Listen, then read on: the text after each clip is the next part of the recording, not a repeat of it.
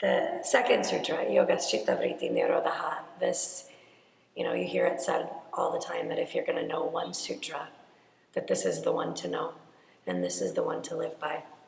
So the restraint of the modifications of the mind stuff is yoga. The restraint, right? Again, not the, it's gone.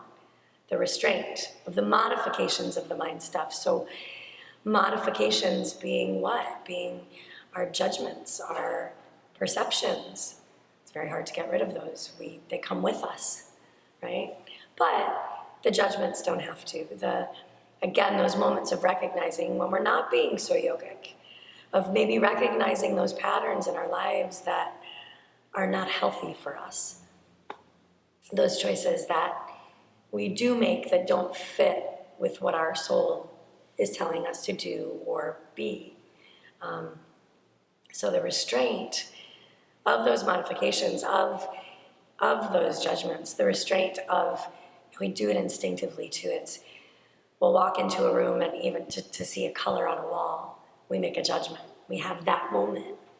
The idea is that time almost pauses, and that instead of jumping in and having that moment, that we stop and we truly look at what we're seeing and maybe honestly what it's making us feel. And instead of jumping down that same, I call it the hamster wheel, right? That spinning of, this is how I feel about this is what I do next, always, that we throw a cog in the wheel and we stop, we pause for a fraction of a second to figure out honestly, authentically what can happen next.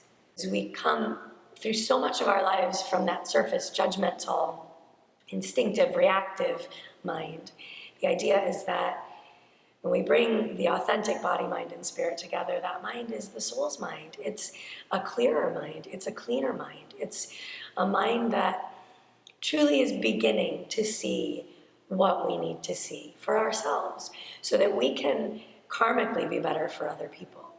So that lack of judgment that we sit on ourselves, we can walk into the world and have that same compassion, that same kindness, that same lack of judgment as we view other people and as we think about them.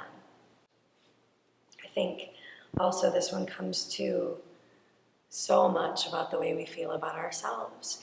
The patterning that goes on in our own heads, that self-speak, right? The chitta vritti, that crap that's constantly spinning.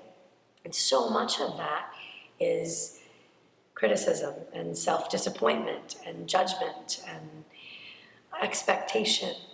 And to begin to recognize those patterns, to get in deep enough to ourselves to just simply be honest about what we see we're doing to ourselves or how we see we're speaking to ourselves on a daily basis from moment to moment. And in this sutra sits one of my most favorite sayings, which is Mana eva manushanayam karanam bandha mokshayoho, which basically means if you feel bound, you are bound. And if you feel free, you are free.